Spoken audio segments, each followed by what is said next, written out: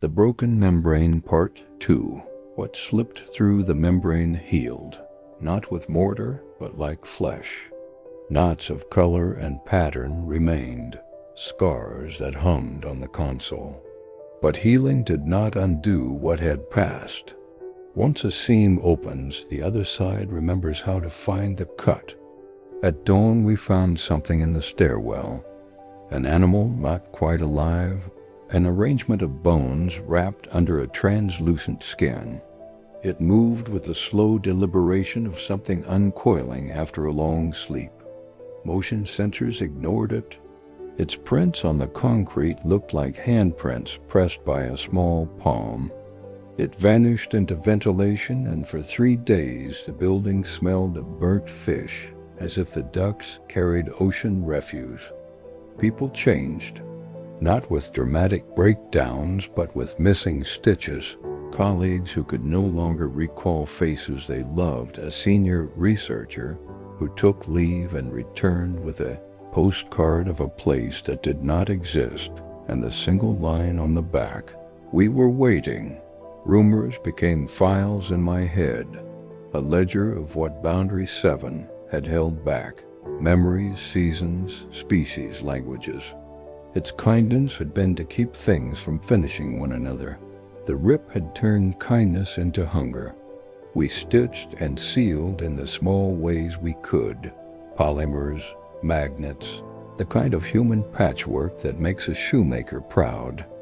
HR instituted shifts. No one worked alone anymore. We were terrified of the hushed hours when the whispering learned new consonants. Then, one wet night with rain, like fingers down the window, the tear exhaled. At 2:13, the seam pushed outward. What stepped through carried the uncanny patience of tides. It wore the gentle shape of our childhood front doors, a familiarity arranged wrong. In its hand it bore an old corked jar. When it set the jar on the table and uncorked it, the lab filled with a smell I had not realized I missed. Rain on a tin roof, bread baking, the exact pressure of my mother's palm smoothing hair. The room folded inward with memory. The thing spoke my name. It tilted the jar and poured. A memory poured out, one so sharp and full that I tasted candles and the wrong number on a cake, and the way my father laughed once in the dark. I wept. My tears tasted of copper and guilt. When the jar was empty, the thing corked it and left with a nod that felt like a contract. The memory it had poured did not return when I begged. You cannot pour the tide back into a jar. That night was the hinge. After it, we did not merely lose pieces of the past. We began trading them. At first, it felt like salvation.